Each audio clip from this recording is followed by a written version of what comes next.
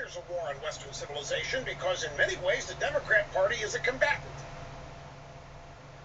in trying to undermine Western civilization. Many of its constituent groups are part of the army trying to undermine Western civilization.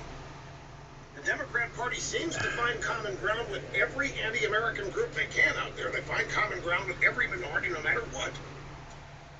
It's like Scott Walker said, Mrs. Clinton, you're throwing gasoline on Milwaukee here with these comments of yours. Because what we had in Milwaukee is a definite misstep by a citizen. The young Sylville, whatever his name is, Smith. The young man shot by the cops. The guy was a perp. This was not police misconduct. There was no moral equivalence here. There was no both sides are guilty here. But Mrs. Clinton comes out with her statement, well, this situation just shows how we need respect for the cops, and the cops need respect for the people. As though whatever went on in Milwaukee, both sides are guilty. And that's the moral equivalence we get out of Democrats. If it's not true, and Scott Walker, the governor, don't see you, Mrs. Clinton. You're just encouraging these people. You're giving them justification for what they're doing, and there isn't any. And so it goes. So that we do have the Democrat candidate, by virtue of being a Democrat, who is openly and bragging about how big a person she is, how big their hearts are, what great compassion, by admitting all of these people in the hundreds of thousands is her objective, who are admitted, I don't want to say enemies, but they don't like certain Americans. ISIS, I know. ISIS, by the way, their latest atrocity. You hear about this? Yeah.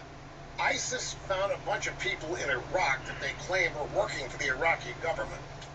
The 6 citizens of Iraq denied it, said they weren't working for the government. I said, screw you. We think you are. And they boiled them in tar. In public. They boiled them in tar. And this group has openly said, oh yeah, we got a bunch of our guys in that bunch of Syrian refugees that are going to be admitted into your country. And the party that's got the borders open and welcoming all that into the country. Why the hell don't they come and all that now? Say, all of them and not shit. on my watch. We're going to be real strict on who gets in here. It's the only sensible approach to take. And you are not hearing about it. Because the narrative on Trump is that he's unfit. He's unsuited. He's dense. He's stupid. He's inexperienced. He doesn't know what he's talking about.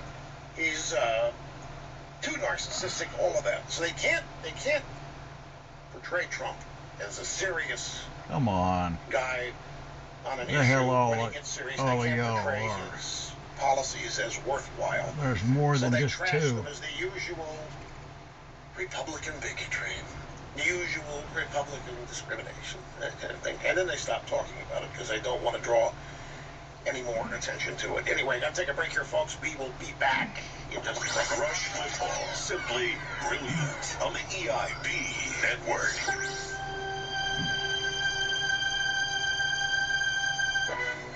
Let me illustrate just how much power the IRS has when it comes to collections. A mom named Stephanie gets into her car, drops off the kids at school before going to work. She stops at the gas pump to fill up. She swipes her card. It gets declined. So she figures there has to be a mistake, calls the bank. The bank tells her the IRS has placed a levy on her account and brought her balance down to 0. Well, now the IRS has her attention. And they tell her that they had been sending letters, receiving no response. In the absence of any information from Stephanie, the IRS made assumptions on what they knew.